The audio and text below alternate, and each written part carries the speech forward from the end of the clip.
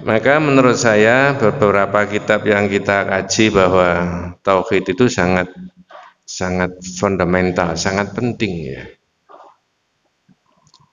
Pagi hari ini saya akan membahas dengan kita semuanya anwa syirkul akbar wa anwa'uhu. Syirik besar dan macam-macamnya. Nanti kalau menyinggung ada hal-hal yang mohon maaf mirip seperti yang dilakukan oleh masyarakat, itu bukan mengolok-olok masyarakat. Saya punya dokumen di kitab-kitab itu ada. Lalu apa? Maksudnya memberitahu yang hadir ini yang ikut ngaji bahwa ada yang sebagian dilakukan di masyarakat itu yang tidak cocok dengan pikiran tauhid. Kalau bisa kita dakwai. Kok tahu kalau itu tidak cocok? Ya nanti kita semuanya yang mengukur kebenarannya.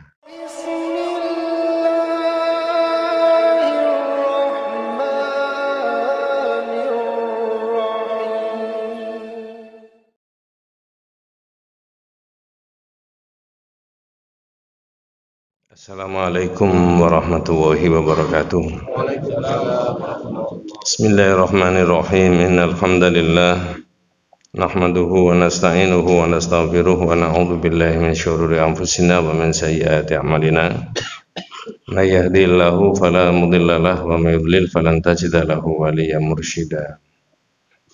Asyhadu an la ilaha illallah wahdahu la syarikalah wa asyhadu anna Muhammadan abduhu wa rasuluhu la nabiyya ba'dah.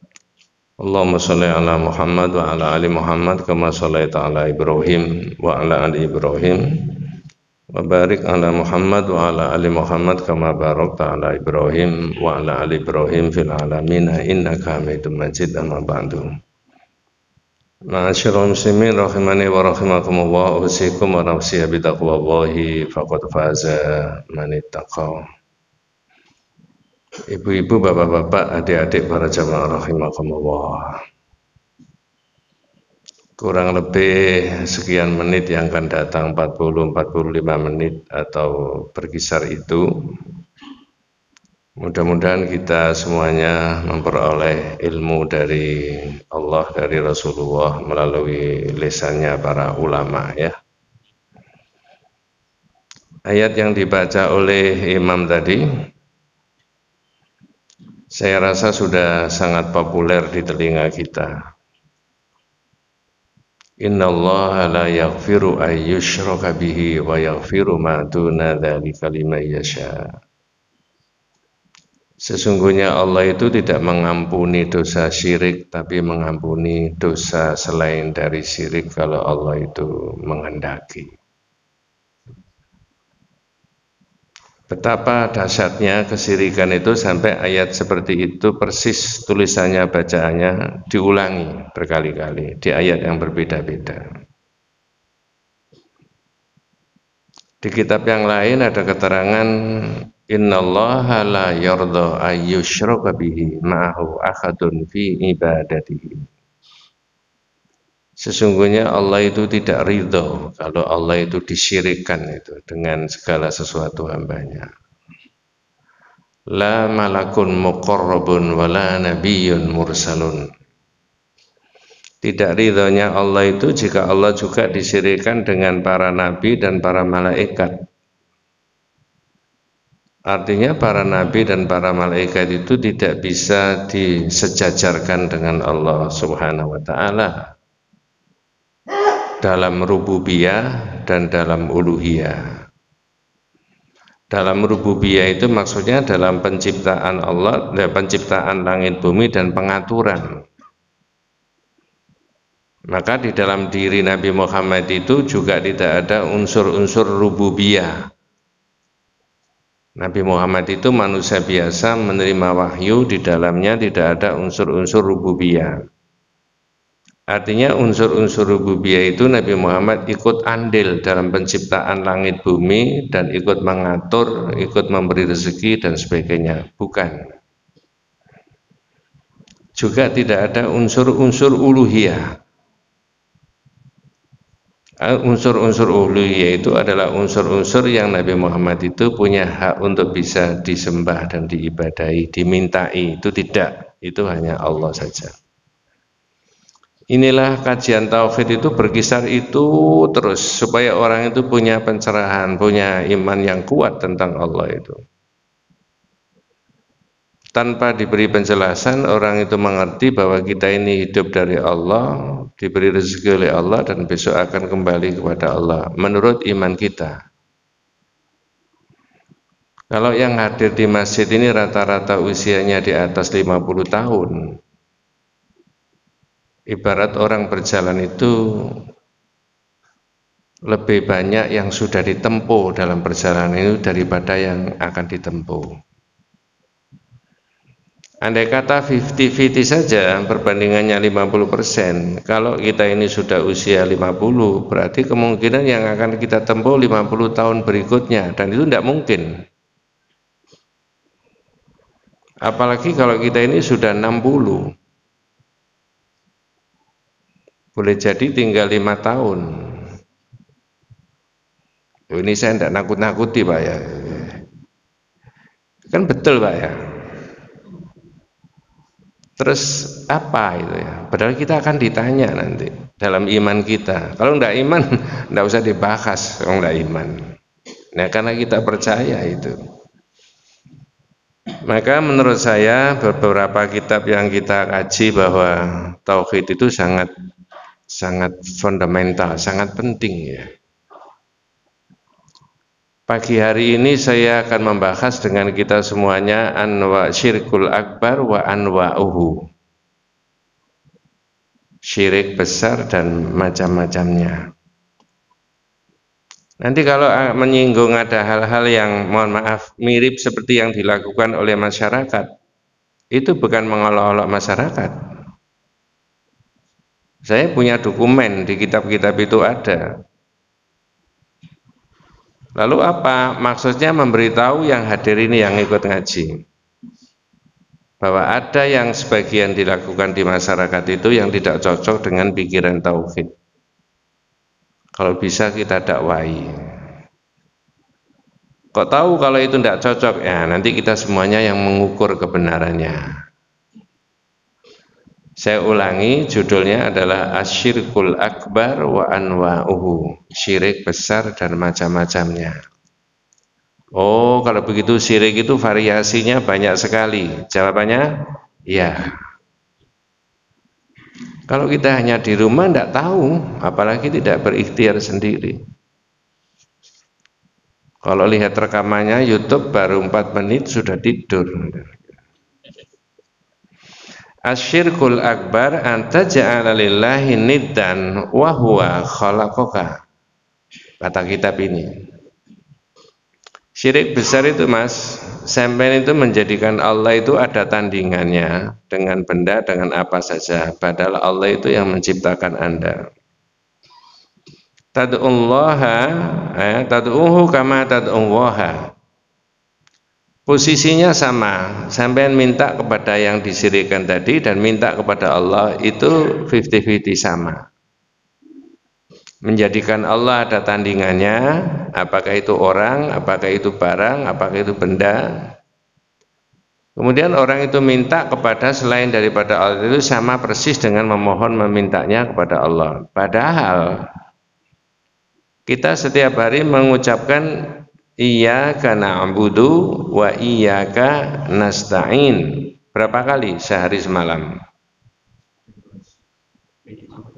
Loh, jangan dijawab 17. Berarti kalau 17 sampai main sholat wajib toh. Rasanya enggak ada orang Islam yang banyak baca 17 itu. Paling tidak 30 kali. Qobliyah, ba'diyah, tahiyatul masjid, sholat duha dan sebagainya. Ya. Au tasarrufa lahu naw'an min anwa'il ibadah. Atau orang itu mengarahkan ibadah itu tidak kepada Allah tapi kepada selain dari Allah. Nah, itu yang saya katakan menyalahi iyyaka na'budu wa iyyaka nasta'in. Departemen Agama menerjemahkan hanya kepadamu ya Allah kami menyembah dan hanya kepadamu kami minta. Ya jangan yang lain-lain lah kalau sudah minta kepada Allah saja itu. Ya, diberi contoh. Jadi saya ulangi, asyirkul akbar, syirik besar itu anta ja'ala lillahi niddan wa huwa khalaqaka. Jadi karena ini kitab ya, ngaji kitab bukan ceramah, maka saya baca di kitabnya itu. Yaitu kamu menjadikan Allah ada tandingannya, padahal Allah yang menciptakan kamu. Tad'uhu kama tad'uwaha. Posisinya sama, memohon kepada tandingannya sama dengan memohon kepada Allah. Au tasarrufa lahu naw'an min anwa'il ibadah. Atau ibadah itu diarahkan kepada selain dari Allah itu tadi. Nah, ini diberi contoh. Mudah-mudahan tidak salah paham, nanti saya terangkan. Saya baca persis yang ada di dalam kitab ini. Kal istighatsati. Seperti orang minta pertolongan. Nah, nanti saya tunjukkan ada orang minta pertolongan kepada selain dari Allah. Yang pada hakikatnya itu merupakan haknya Allah. Awidzabh, atau orang menyembelih binatang diniatkan bukan untuk Allah. Wa ghairiha, dan macam-macamnya. Ini kan contoh saja tadi 1 dan 2 3.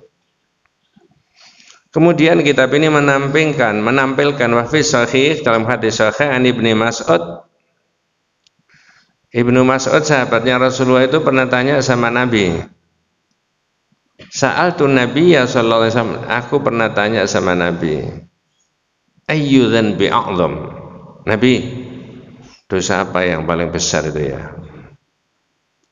Saya potong dulu, sahabat itu kalau tanya sama Nabi, kalau itu kaitannya dengan syariat yang dikerjakan, nawa itu tanyanya itu ada syariat apa yang saya belum lakukan. Kalau kita yang tanya, sekedar bertanya. Kalau Nabi begitu, para sahabat begitu. Ada syariat apa yang saya belum laksanakan? Saking hausnya dia itu kepingin ya. Jangan-jangan sudah disunahkan sama Rasulullah, disyariatkan, saya ada kesempatan, ada waktu, ada tenaga, tapi saya tidak mengerjakan. Nah begitu kan. Ketun sahabat itu. Ketunnya sahabat mungkin sama dengannya ketunnya kita barangkali ya. Andai kata selisih cuma sedikit tok ya. Ayyu dzanbi a'dzam, apa dosa yang paling besar? Jawabannya Rasulullah, anta ja'ala lillahi niddan wa huwa khalaqaka. Sini Mas, dosa yang paling besar itu ya kamu syirik kepada Allah, menjadikan ada tandingan. Padahal Allah itu yang menciptakan kamu. Ya. Ada ustadz di YouTube menerangkan ini, membuat ilustrasi. Betapa marahnya Allah itu kalau disyirikan, diibaratkan sama dengan, mohon maaf ini bukan siapa-siapa, tapi saya mendengarkan Pak Ustadz di YouTube itu. Ada rumah tangga sudah sangat harmonis, suami dan istri. Naudzubillah min dzalik, bukan kita. Istrinya sudah diberi belanja banyak, diberi fasilitas hidup oleh suaminya, kebutuhannya ini itu tetek bengek macam-macam. Naudzubillah min dzalik, sekali lagi bukan kita. Tapi lari dengan orang lain. Marah enggak suaminya?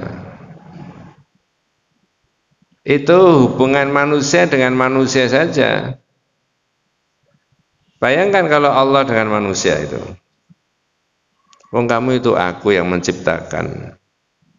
Kamu itu yang memberi rezeki, itu aku dalam iman. Tapi kok berani sama aku?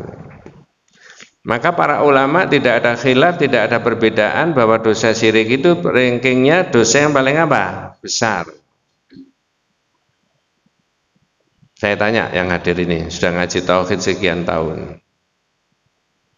Kalau sebanyak-banyaknya dan sebesar-besarnya dosa syirik lalu orangnya tobat setobat-tobatnya, bisa diterima enggak?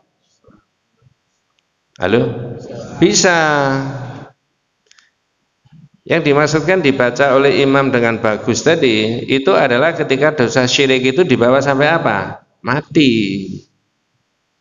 Terus gimana Pak Ustadz dosa yang lain-lain? Nah, kapan hari sudah dibahas. Ala masyiatillah.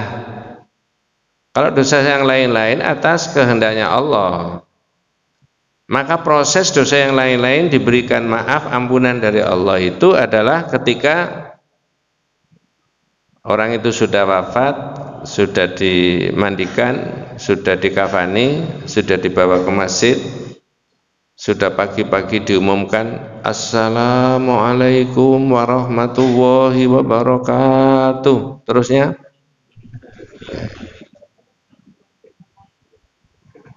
kalau mayatnya itu bisa ngomong, ini sekarang yang diumumkan saya Pak, sekarang. Siapa tahu nanti lain kali sampeyan yang diumumkan.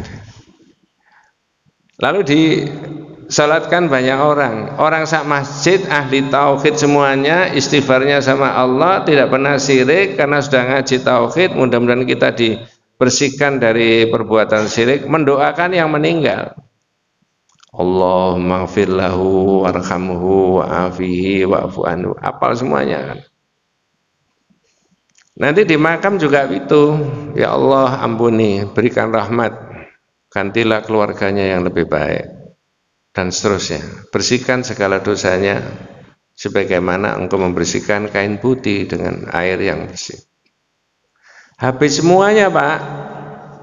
Makanya disebutkan ala masyiatillah, atas kehendaknya Allah selain daripada syirik. Adapun dosa syirik itu tidak ada khilaf, pasti tidak ada diampuni. Itulah sehingga ulama merumuskan fasyahadatu bimaknaha atau al-ilmu bimaknaha wajibun wa muqaddamun ala sairi arkanil Islam. Syahadat dengan maknanya, dua kalimat syahadat tadi itu dengan maknanya hukumnya wajib dan harus didahulukan di atas seluruh rukun Islam. Habis syahadat sholat. Kalau syahadatnya tidak baik, ada indikasi kesyirikan, maka sholatnya juga tidak baik, ada riyaknya. Begitu pula zakat, puasa dan seterusnya macam-macam. Nah sekarang kitab ini menulis kemudian wa anwa'u syirkil akbar, macamnya apa saja? Ya tentu saja tidak mungkin diterangkan semuanya. Pertama, asyirku fid du'a, syirik di dalam berdoa dan memohon. Orang itu Pak ya, kalau dia tidak berdoa, tidak memohon sama Allah, istilahnya apa orang itu di dalam kitab tauhid? Man aba ayya'budallaha fahuwa mustakbirun. Orang itu sombong, mengandalkan akal, mengandalkan ini seolah-olah bisa sendiri segala-galanya. Dua, wa man abadallaha wa abada ma'ahu ghairahu fahuwa musyrik. Orang yang memohon kepada Allah, minta kepada Allah iya, kepada selain Allah juga iya, berarti orang itu apa? Syirik, menduakan Allah tadi. Tiga, orang yang beribadah kepada Allah, memohon kepada Allah, minta kepada Allah, tapi ada tetapinya, caranya tidak menurut yang diajarkan oleh Nabi di dalam beribadah. Namanya orang berbuat apa itu? Ya ini mungkin ada yang berbeda pendapat di masyarakat. Orang itu berbuat bid'ah. Nabi sudah menunjukkan caranya ibadah begini, caranya berdoa begini, caranya memohon begini, tapi dia buat sendiri. Maka tauhid sangat ketat mengenai itu. Nanti kita ketemu di bagian akhir. Ya. 4. Oh saya belum tanya tadi. 1, 2, 3 tadi jenengan milih yang mana? Pertama tidak berdoa, tidak memohon, namanya orang itu sombong. Yang kedua berdoa kepada Allah, memohon kepada Allah iya, kepada selain Allah juga iya. Yang ketiga memohon kepada Allah, berdoa kepada Allah, beribadah kepada Allah, tapi caranya tidak menurut yang diajarkan oleh Nabi. Pilih yang mana? Eh? Oh, yang 3 ini lumayan itu. 4. Waman abadahu wahdahu bima syara'a fahuwal mu'min muwahhid. Siapa yang menyembah kepada Allah, berdoa kepada Allah, ibadah kepada Allah, caranya pun mengikuti yang diajarkan oleh Nabi, maka orang itu adalah orang yang mukmin yang mengisahkan Allah SWT. Tidak usah ditanya, sampean mesti milih yang keempat itu tadi. Betul Pak ya? Ini betul Pak. Jadi otoritas kewenangan untuk menerangkan caranya berdoa, caranya beribadah, caranya manusia berkomunikasi sama Allah itu hanya di Nabi. Abu Bakar saja tidak. Yang punya wahyu, terima wahyu. Maka asyirkul akbar tadi yang pertama adalah doa ghairillah wa huwa doa ghairillah minal anbiya wal auliya. Orang memohon, meminta, berdoa bukan kepada Allah, tapi siapa yang dituju? Nabi, para wali, para syekh. Ini kan kelihatannya nggak enak ya, tapi nanti tak tunjukkan jenengan itu. Doa ghairillah, memohon kepada selain Allah, yang diminta apa? Minal anbiya wal auliya was solihina, dan orang-orang soleh. Minta apa? Li talabir rizqi aw syifa'il maradi, yaitu minta agar mereka memberi rezeki atau menyembuhkan yang sakit atau yang lain-lain. Yang itu semuanya kewenangannya siapa tadi? Allah, bukan Nabi, bukan wali. Nah, sekarang saya beri contoh. Zaman Nabi itu ada begini Pak, di kitab yang lama itu dibahas, annahu kana fi zamanin Nabi sallallahu alaihi wasallam munafiqun yu'dzil mu'minin. Nah, ini lihat tangan saya itu ya, saya pakai gerakan itu supaya ada pemahamannya gampang gitu ya. Munafiqun yu'dzil mu'minin. Zaman Nabi ada orang munafik yang sering menganiaya, mengintimidasi orang mukmin. Perhatikan sikapnya orang mukmin ketika diancam, diintimidasi orang-orang munafik tadi. Faqala ba'duhum, lalu orang-orang Islam tadi zaman Nabi tadi, para sahabat tadi mengatakan, perhatikan kalimatnya, qumu bina nastaghitsu bi Rasulillah sallallahu alaihi wasallam min hadzal munafiq. Mari kita minta pertolongan kepada Nabi dari tindakan jahat orang-orang munafik ini. Ini yang ngomong orang Islam, sahabat. Faqala Nabi sallallahu alaihi wasallam, lalu Nabi mengatakan apa? Innahu la yustaghatsu bi, innama yustaghatsu billah. Mas, jangan minta tolong sama saya. Minta tolong itu sama siapa? Nabi masih ada, masih hidup, tapi tidak ada di tempat itu. Tapi orang Islam ini waktu itu adalah minta pertolongan sama Nabi. Kumu, kalimatnya kumu bina nastaghitsu.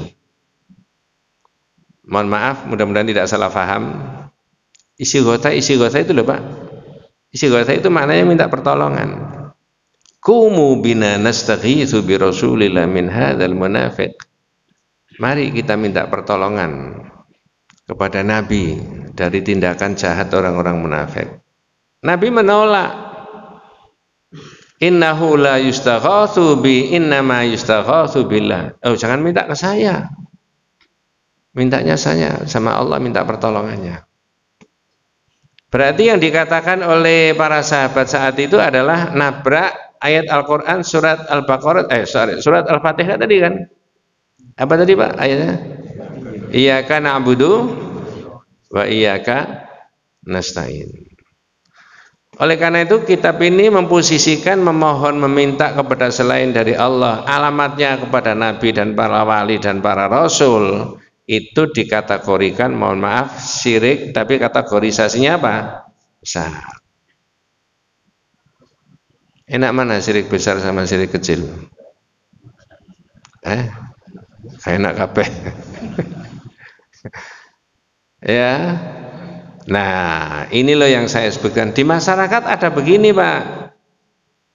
Mohon maaf kalau ada yang berbeda pendapat dan saya sangat menghargai, tapi saya mohon izin menerangkan sesuatu yang saya ketahui benar. Dan nyata itu di masyarakat.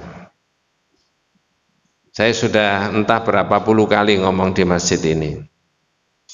Kalau pakai bahasa biasa, dibaca biasa, doa itu jadinya begini. Assalatu wassalamu alaika ya Rasulullah, qad dhaqat khilati adrikni ya Rasulullah. Tapi kalau ada dilakukan, nah ini supaya ada rangsangan ya. Assalatu wassalamu alaika ya Rasulullah, qad khilati adrikni ya Rasulullah. Assalatu wassalamu alaika ya Rasulullah, qad khilati adrikni ya Rasulullah.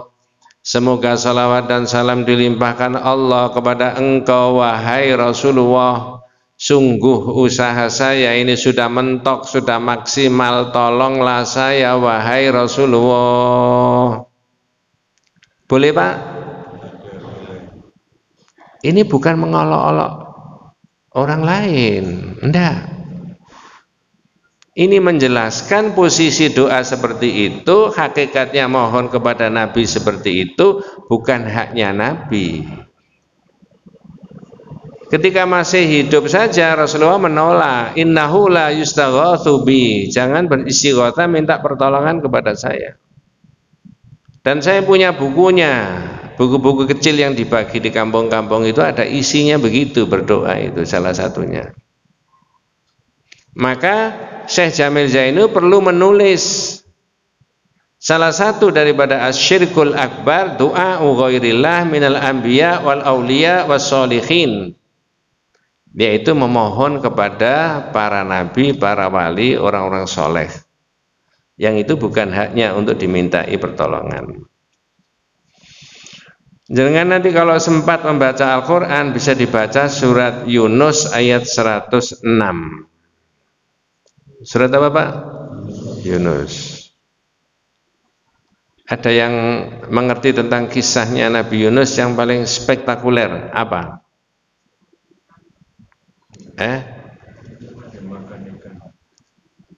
Pakai bahasa Indonesia yang baik dan benar. Sebenarnya dimakan apa ditelan? Bedanya?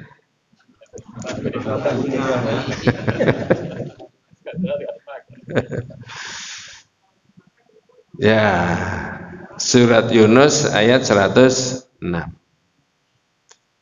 Bapak-bapak kalau berkenan ikut membaca terjemahnya lebih bervariatif suaranya sehingga tidak monoton. Monggo. 106. Wala tad'u min dunillahi ma la yanfa'uka wa la yadurruka. Monggo, Pak. Janganlah engkau sembah selain Allah sesuatu yang tidak memberi manfaat kepadamu dan tidak pula memberi mudarat kepadamu. Sampai di situ dulu. Oh, kalau begitu selain dari Allah tidak bisa memberi manfaat dan tidak bisa memberi madarat. Jawabannya iya. Benda, barang dan sebagainya tidak bisa meningkatkan kemanfaatan buat kita dalam arti di luar yang sebenarnya. Nabi sekalipun juga tidak bisa memberi manfaat dan tidak bisa menimbulkan madarat. Bisanya Nabi cuma berdakwah. Kalau ada orang diberi hidayah dari dakwanya Nabi, itu yang memberi hidayah itu Allah, bukan Nabi. Betul Pak? Nah, sekarang saya tanya, dalam peristiwa apa Nabi agak ngotot supaya orang itu dapat hidayah, tapi endingnya sampai akhir hayatnya tidak bisa? Jawabannya?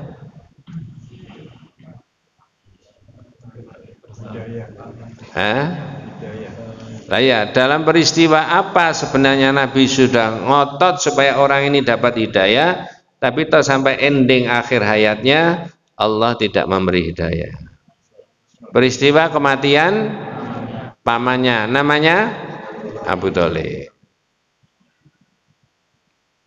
Ini Nabi nggak bisa itu. Hanya membimbing saja. Ya ammi qul la ilaha illallah. Paman, katakan la ilaha illallah. Kalimatan ahaju laka biha indallah. Hanya kalimat itu saya bisa membela engkau di hadapan Allah. Tapi tidak bunyi. Ditegur sama Allah malahan. Innaka la tahdi man ahbabta. Walakinallaha yahdi man yasha. Wa huwa a'lamu bil muhtadin. Muhammad, kamu nggak bisa dong memberi hidayah, memberi petunjuk orang yang kamu cintai, tapi kami yang memberikan hidayah pada siapa saja yang kami kehendaki. Nah, ini orang kehilangan hidayah dengan kehilangan duit 100 juta, enak mana? Enak.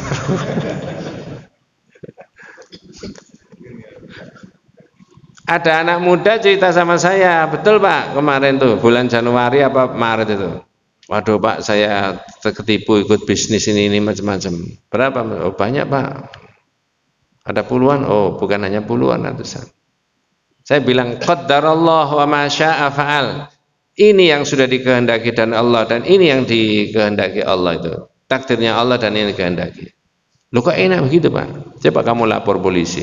Bisa dilacak enggak? 100 juta itu balik enggak? Ini barang sudah terjadi.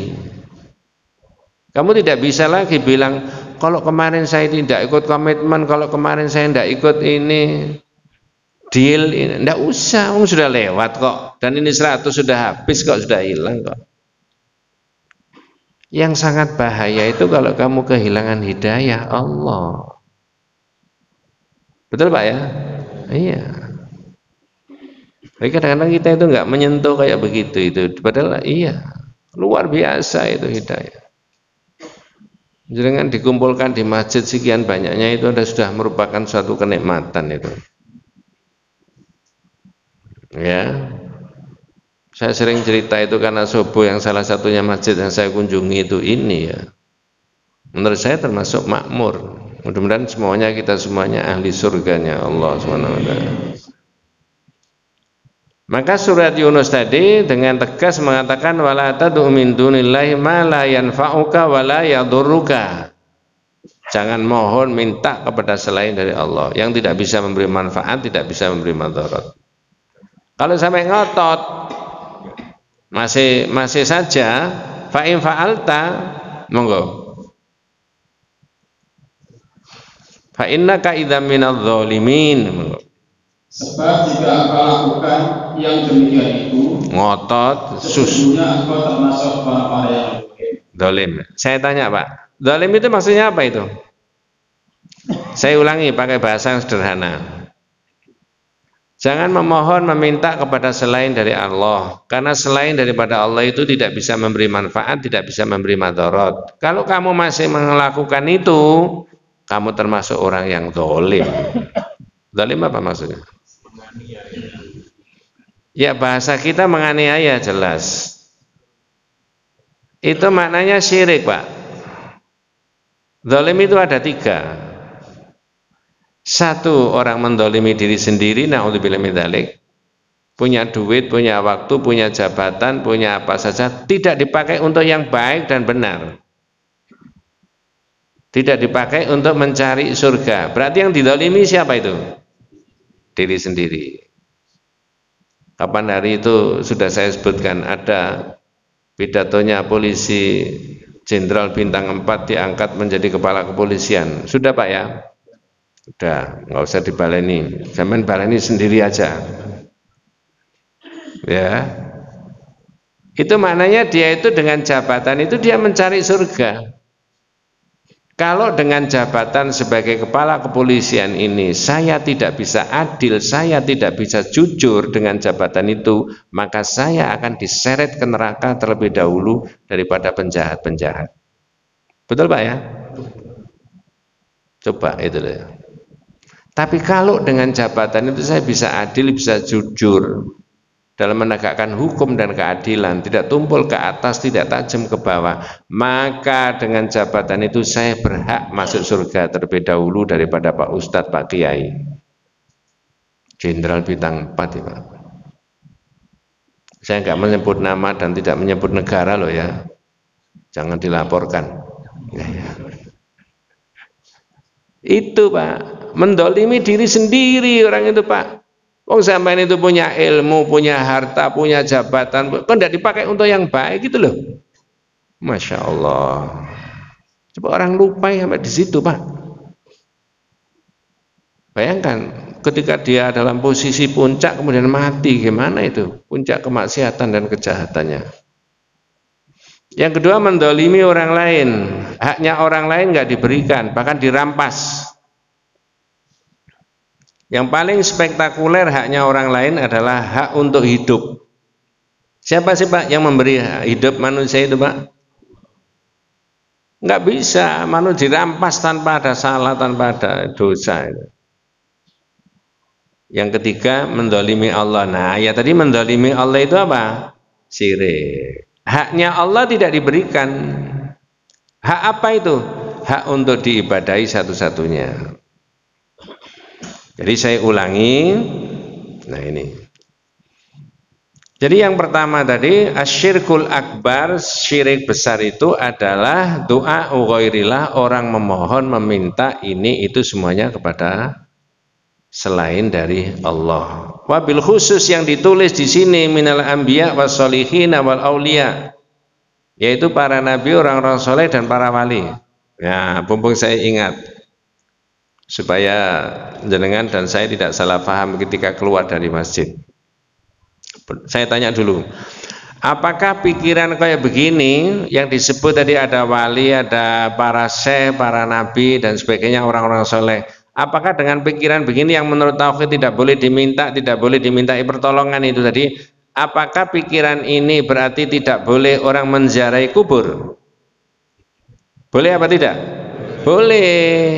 Yang tidak boleh itu minta sama mereka itu loh. Nah, mumpung ingat, apakah ziarah kubur itu A, memberi manfaat kepada orang yang meninggal, atau B, mengambil manfaat?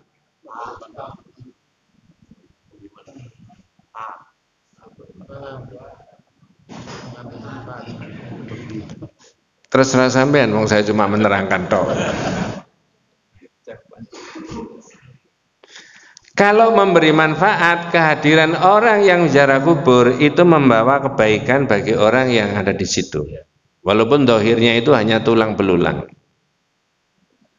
Mudah-mudahan besok kalau kita itu sudah di kuburan itu sahabat-sahabat kita, teman-teman kita, keluarga kita sering berziarah kubur lalu bisa memberi manfaat kepada kita semuanya. Bagaimana caranya memberi manfaat? Memberi manfaat pun harus mengikuti yang diajarkan oleh Nabi. Di pintu dia harus menyampaikan apa? Salam. Memberi manfaat gak? Lalu mendoakan. Mendoakan Pak, jangan lupa ya. Kalau mengambil manfaat itu bisa mengambil situasi di kuburan. Wah ini pumpung di kuburannya ini, saya tak begini, tak begini. Itu namanya mengambil. Andai kata di sebelah kuburan tadi itu ada sumur yang sudah tua, lalu sumur itu dianggap airnya masih bagus. Mengambil manfaat, orang bisa mengambil air itu dibawa pulang lalu dicampur dengan air yang di rumah. Karena air ini zaman dulu dipakai untuk wali-wali, dipakai wali untuk itu. Itu namanya mengambil. Lebih ironis lagi, mengambil manfaat di kuburan, mengambil tanah kuburan dibawa pulang. Ada yang mirip-mirip begitu Pak? Cuma saya tidak tanya, sampean pengalaman apa enggak ya? Ya. Ini Pak, ya. Ini loh yang saya sebutkan tadi, saya menerangkan ini. Nanti kalau masih krusial kan bisa dicocokkan dengan yang lain. Benar tak kata Pak Ustadz tidak boleh gini. Silakan. Ini namanya ilmu itu begitu, bisa dikaji di mana-mana. Masih ada waktu Pak?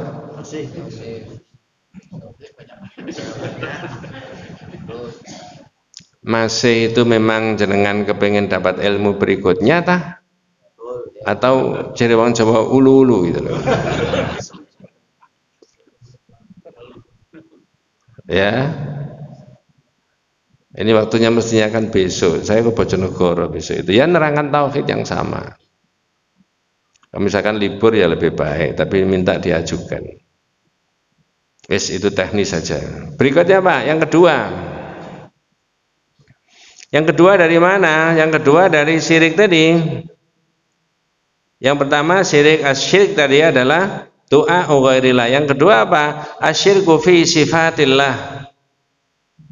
Syirik dalam sifat-sifatnya Allah. Diberi contoh di sini Pak. Kal i'tiqadi bi annal anbiya awil auliya ya'lamunal ghaibah. Seperti orang berkeyakinan bahwa nabi dan para wali itu mengetahui berita-berita yang gaib. Hanya orang percaya begitu saja, itu kata kitab tauhid ini sudah mensejajarkan orang itu dengan siapa? Allah. Waduh Pak, guru saya itu luar biasa Pak ya. Sampai anak sampai itu kalau mau tahu bagaimana jodohnya siapa, rezekinya, tanya itu, dia ngerti Pak apa yang akan terjadi semuanya itu. Nah, saya tanya, yang mirip-mirip begitu ada di masyarakat?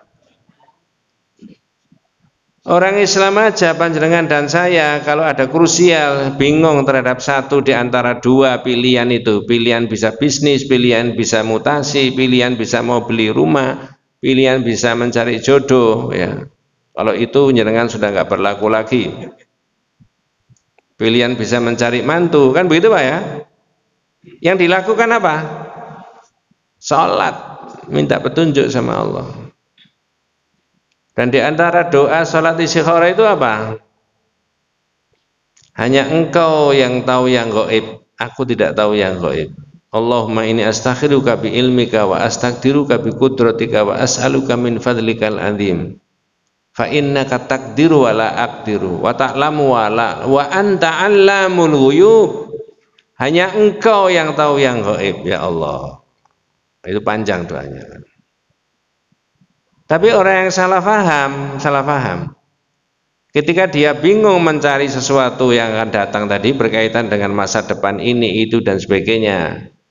Naudzubillah min dzalik, yang tidak bermodalkan akidah tauhid dengan kuat, datangnya ke siapa? DUDU KUN, dukun. Zaman modern ini perdukunan masih ada nggak Pak?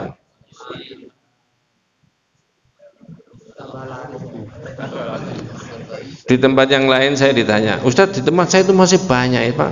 Apa Bu? Dukun pijet loh, lain dukun pijet. Dukun pijet. Saya sudah bahas di kitab yang lama itu bab 26 mengenai kahin dukun. Kaumun yakununa fi ahya'il Arab yatahakamuna an-nasu ilaihim wa yattasilu ilaihim syayatin. Dukun itu komunitas dalam tradisi masyarakat jahiliyah ya. Dan banyak orang tanya kepada dukun-dukun itu, dan dukun-dukun itu punya link dengan setan, dan biasanya dukun-dukun itu memberi jawaban terhadap masa yang akan datang. Ternyata sampai 2023 masih marak ya, macam-macam. Ini bukan provokasi, tetapi ini adalah penjelasan yang berkaitan dengan akidah. Saya ulangi, dalam kitab ini adalah syirik yang kedua, asyirku fi sifatillah kal i'tiqadi bi annal anbiya awil auliya ya'lamunal ghaibah. Seperti orang yang bersyirik dalam sifat Allah, seperti orang yang berkeyakinan bahwa sesungguhnya nabi dan para wali itu mengetahui sesuatu yang apa? Gaib. Bu, hari ini hari Sabtu, besok hari Ahad. Ada peristiwa apa hari Ahad? Tahu?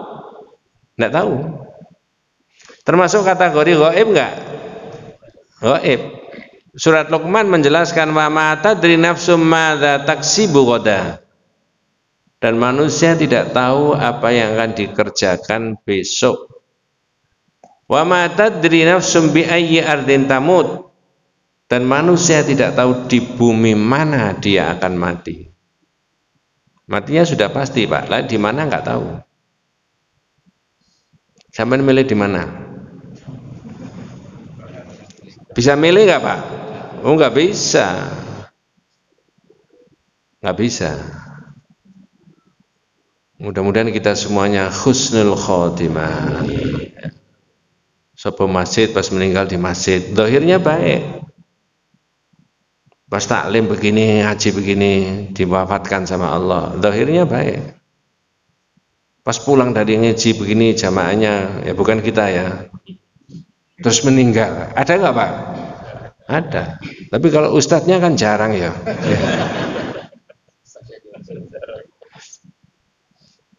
Masya Allah, serahkan aja Pak kepada Allah, dan kita harus berbekal pada akidah yang betul ya Pak.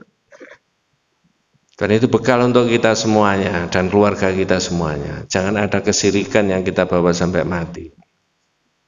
Padahal yang tahu yang gaib itu cuma siapa? Allah. Wa indahu mafatul ghaib la ya'lamuha illa huwa.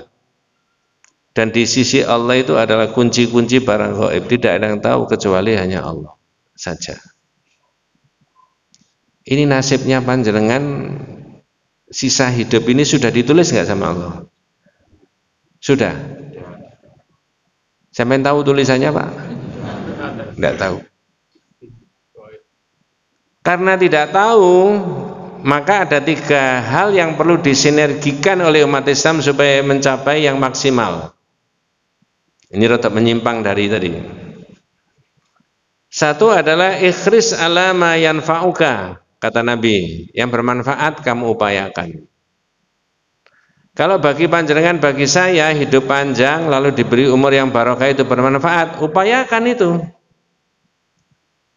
Makan minum yang baik, istirahat yang cukup, berhubungan dengan sahabat-sahabat yang soleh dan solihah itu ya. Enak sahabat-sahabat Nuratul Jannah itu sahabat surga semuanya. Nah begitu loh Pak ya. Pikirannya tenang kalau begitu. Saya setiap kali taklim itu mencoba untuk memakai istilah-istilah begitu. Ini sahabat-sahabat soleh semuanya, sahabat-sahabat solihah semuanya, gitu. Sahabat-sahabat ahli surga semuanya. Gitu. Masya Allah, nikmatnya begitu. Kalau umur yang panjang lalu berbarokah itu adalah bagian yang bermanfaat, upayakan kata Nabi. Ikhlis ala ma yanfa'uka. Caranya yaitu tadi. Pakai ilmu yang lain, makan minum yang baik, istirahat yang cukup, jangan stres dan sebagainya, berhubungan dengan sahabat-sahabat yang soleh dan solihah supaya tidak terlalu stres ya. Yang kedua, wasta'in billah, minta pertolongan sama Allah. Kalau jenengan sudah 60, boleh nggak minta sama Allah, ya Allah mohon umurku sampai 70, boleh Pak? Boleh. Nanti menjelang 70 ya Allah 80, boleh Pak? Saya ini sudah menjelang 70 Pak. Ya, kurang 1 tahun 70. Jadi khatamnya kitab ini kira-kira umur saya itu 73 nanti. Ya. Wes serahkan aja sama Allah. Yang kedua tadi. Yang ketiga, wala ta'jizan. Jangan merasa pesimis. Kalau merasa pesimis itu orang tidak percaya sama Allah Pak. Masa iso lah, berarti nggak percaya. Kalau ada orang masa iso, ya iso aja Gusti Allah kok. Sing gak iso ya kok niku nah gitu. Manusia yang nggak bisa. Hasilnya gimana? Bukan dari kita. Hasilnya itu bukan dari kita. Serahkan aja sama Allah. Jadi kembali lagi pada pokok yang intinya tadi. Yang kedua adalah asyirku fi sifatillah, syirik dalam sifat. Termasuk bukan hanya mengetahui yang gaib Pak. Kapan hari sudah saya omongkan di sini kan. Sifat-sifat Allah itu adalah termasuk memberi rezeki. Betul Pak? Maka nama Allah itu apa? Ar-Razzaq, Ar-Razzaq. Betul ya? Sifat Allah itu termasuk adalah memberikan sehat. Maka Allah itu Asy-Syafi. Asy-Syafi.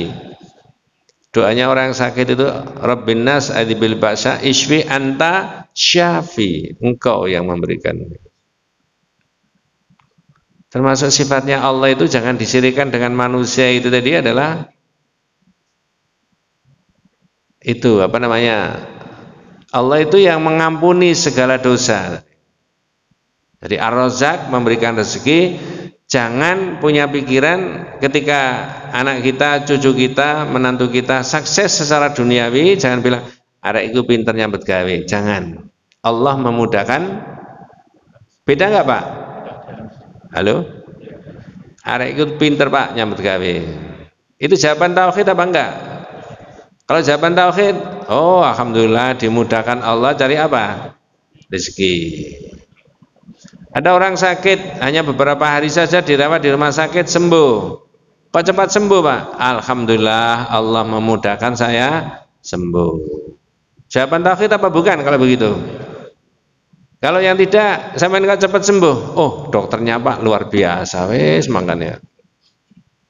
Kira-kira di masyarakat yang mana yang paling banyak Pak? Dokternya apa Allah mempercepat kesembuhan tadi? Dokternya. Kalau sampean? Jangan gorol Pak ya. Secanggih-canggihnya dokter, diagnosanya tetap, dosis obatnya juga akurat, nggak ada jaminan sembuh. Ini saja itu kita itu dikritik oleh tauhid.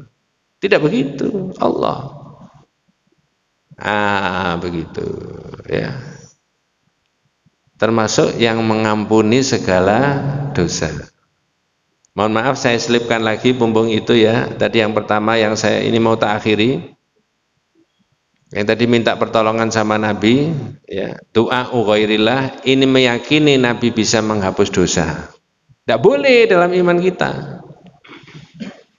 Alaika ya salam khairul anbiya, assalamu alaika ya salam ya makhidunu, wassalamu alaika.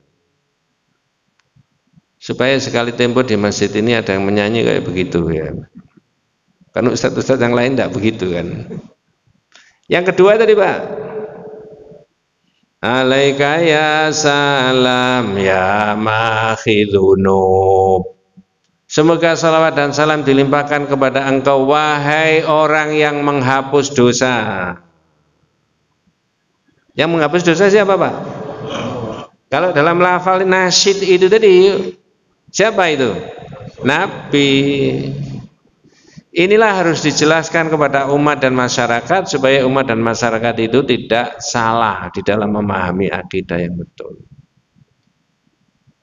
Kalau enggak, nanti bisa keliru. Dan saya sering kali mengatakan, orang Islam itu tidak boleh membiarkan dirinya tidak tahu agamanya. Ngerti maksudnya Pak ya? Tidak boleh membiarkan dirinya tidak tahu agamanya. Bisa diduga kalau dia membiarkan dirinya tidak tahu agamanya, maka dia salah menjalankan agamanya itu tadi. Wudhu saja perlu ada pakai bimbingan. Gimana caranya wudhu? Nah gitu loh. Ya, wallahu a'lam. Mudah-mudahan panjenengan dan keluarga saya, kita semuanya senantiasa diberikan rahmat, diberi barokah, diberi hidayah dari Allah Subhanahu wa taala. Hadanallahu wa iyyakum ajmain. Kita tutup dengan doa kafaratul majlis. Subhanakallahumma wa bihamdika asyhadu an la ilaha illa anta astaghfiruka wa atubu ilaik. Assalamualaikum warahmatullahi wabarakatuh.